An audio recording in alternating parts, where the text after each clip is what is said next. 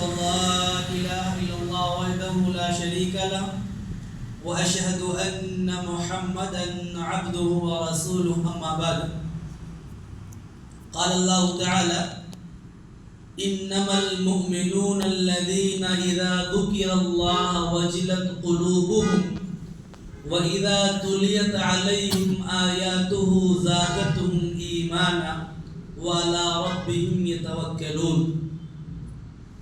حضرات، اللہ رب العالمین پر توکل اور بھروسہ کرنے کے تعلق سے بات پیش کی جا رہی تھی. سورہ انفال آیت نمبر 2 میں اللہ رب العالمین نے ایک حقیقی مومن کی پہچان بتائی ہے، یا ہم ایسا بھی کہہ سکتے ہیں کہ اپنے ایمان کی جانچ کر سکتے ہیں کہ ہمارے اندر کتنا ایمان ہے اور ہم حقیقی معنوں میں اللہ رب العالمین کے نیک بندے ہیں یا نہیں ہیں. دیکھیے فرماتا ہے اللہ رب العالمین انما المؤمنون الذین اذا ذکر اللہ وجلت قلوبهم.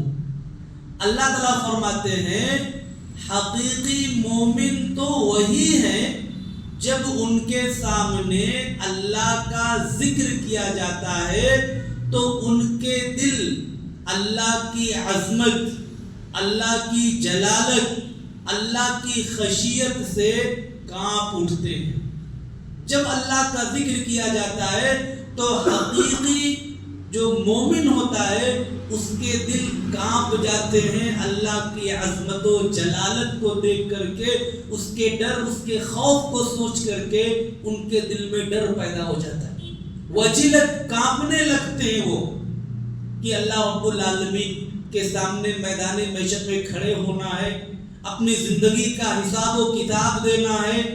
ہم نے دنیا میں جتنے سال، جتنے گھنٹے، جتنے دن گزارے ہیں سب اللہ رب العالمین کے سامنے کھڑے ہو کے ایک ایک لمحے کا، ایک ایک گھنٹے کا حساب دینا ہے.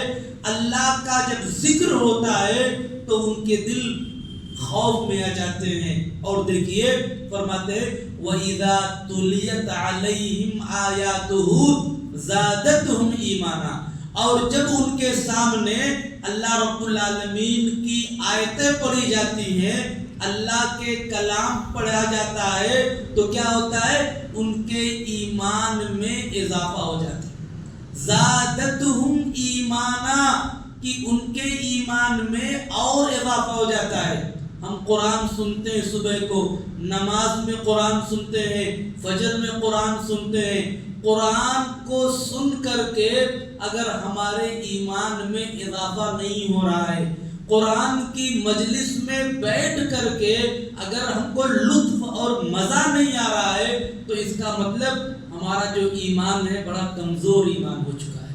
یہ اللہ رب العالمین کا فرمان ہے کہ حقیقی میں مومن وہی ہیں کہ جب اللہ رب العالمین کے کلام ان کے پاس پڑھے جائیں گے، ان کے پاس سنائے جائیں گے، تلاوت کی جائے گی، زادتہم ایمانا، تو ان کے ایمان میں اضافہ ہو جائے گا. اور فرماتے ہیں وَعَلَىٰ رَبِّهِمْ يَتَوَكَّلُونَ. اور کیا ہے؟ حقیقی مومن وہی ہے کہ ہر وقت وہ اللہ رب العالمین پر ہی بھروسہ کرتے ہیں. اللہ رب العالمین پر بھروسہ ان کا رہتا ہے.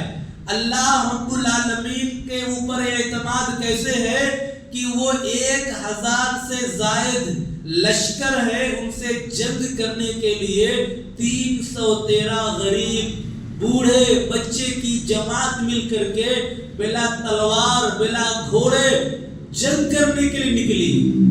بھروسہ کس پر ہے؟ اللہ رب العالمین کی ذات پر. ہم اپنے لیے لڑنے نہیں جا رہے، ہماری ان سے کوئی ذاتی دشمنی نہیں ہے. ہم ایمان کے لیے، توحید کے لیے، کفر کے لیے ہم لڑنے جا رہے ہیں. ان کی ہماری دشمنی ہے تو صرف شرک اور کفر کی وجہ سے. ایک باپ اپنے بیٹے کو اور ایک بیٹا اپنے باپ کو جنگ میں آمنے سامنے دیکھ رہا ہے تو صرف توحید کی وجہ سے، کفر اور شرک کی وجہ سے.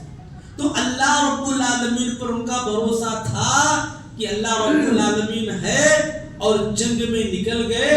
اللہ کی ذات پر جب بھروسہ کیا انہوں نے تو پھر اللہ رب العالمین نے ان کی مدد کے لیے 1000 سے زائد فرشتوں کو نازل کیا۔ اگر بھروسہ ہی نہیں ہوتا، پہلے ہی بول دیتے ارے ہم تو اتنے کم ہیں، وہاں اتنے زیادہ لوگ، ہم نہیں جائیں گے، تو پھر کیا ہوتا؟ معاملہ پلٹ جاتا۔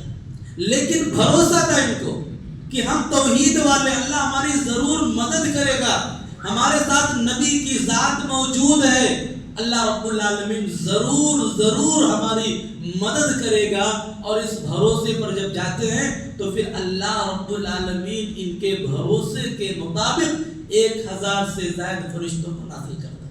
اسی آیت کا مطلب کیا ہے؟ وَمَن يَتَوَكَّلْ عَلَى اللَّهِ فَهُوَ حَسْبُهُ، کہ جو انسان اللہ رب العالمین پر بھروسہ کرتا ہے تو اللہ رب العالمین اس کے لیے کافی ہو جاتا ہے۔ دیکھیے، جب بھی صحابہ کرام اللہ کی ذات پر بھروسہ کرتے تھے جنگ میں ہمیشہ کامیابی ملتی تھی، لیکن ایک جنگ تھی، اس جنگ میں حنین جنگ تھی۔ آج مسلمانوں کو اللہ کی ذات پر بھروسہ کم، اپنی طاقت اور اپنی کثرت تعداد پر ہو گیا۔ ہم تو اتنے لوگ ہیں بھائی، آج ہار نہیں سکتے ہیں۔ اللہ رب العالمین نے اس موقع پر تنبیہ کیا کہ تمہارے اندر جو یہ بھروسہ آ گیا نا، چھوڑ کر کے اللہ کے اوپر، اپنے اوپر، یہ غلط چیز ہے، ایسا نہیں ہونا چاہیے۔ تو اس پوری لمبی ایک کہانی ہے غزوہ تبوک، غزوہ خندق کے بعد تبوک کے حنین کے بارے میں۔ غزوہ حنین کے اندر ایسا معاملہ ہوا تھا، تو پھر یہاں اللہ رب العالمین نے حقیقی مومن کی علامت بتائی ہے۔ کیا ہے؟ اللہ کا ذکر ہوتا ہے، ان کے دل میں ڈر آتا ہے کہ اللہ کیسا ہے، اللہ کے پاس جائیں گے، اللہ کے پاس حساب کرنا ہے پوری زندگی کا۔